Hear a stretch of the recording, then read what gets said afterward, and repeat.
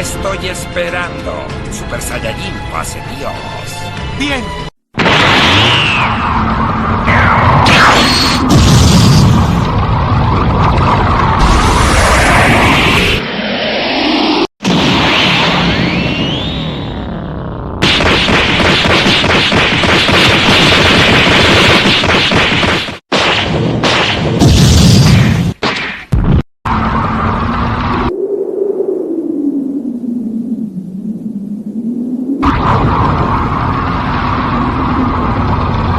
Pues ni hablar.